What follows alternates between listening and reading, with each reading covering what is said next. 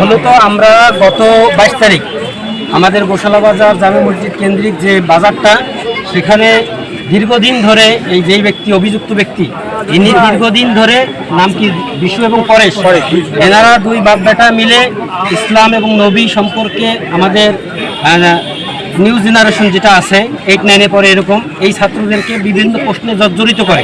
প্রশ্নের যখন উত্তর দিতে পারে না, তারা দেখা যাচ্ছে উত্তর দিতে না পারার কারণে তখন আক্রমণাত্মক কথা বলে এবং রসুল এবং আম্মা জান আয়েশা রাদিয়াল্লাহু তাআলা আনহার চরিত্র সম্পর্কে বাজে কথা বলছে।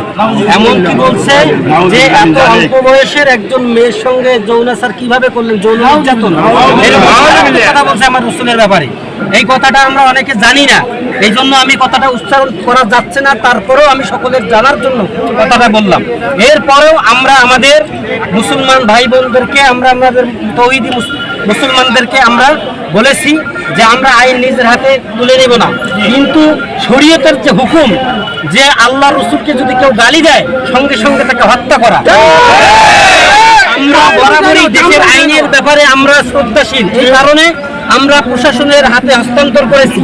কিন্তু আমরা এই প্রশাসনের হাতে হস্তান্তর করে শেষ নয়, দেখতে হবো না, আমরা একেবারে দৃষ্টান্তমূলক শাস্তি, সর্বোচ্চ শাস্তি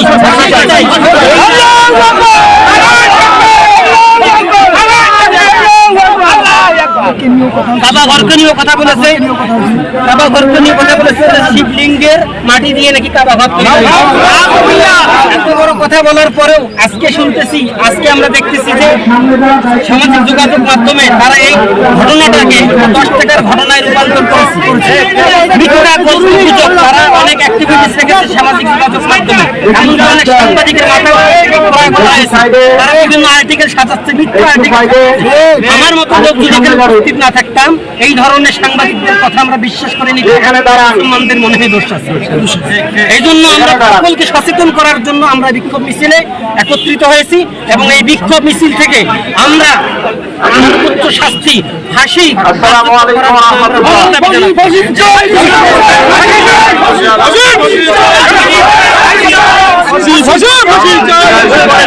আমাদের এখান থেকে কেউ এখান থেকে যাবেন না, মাইকে আলোচনা হবে।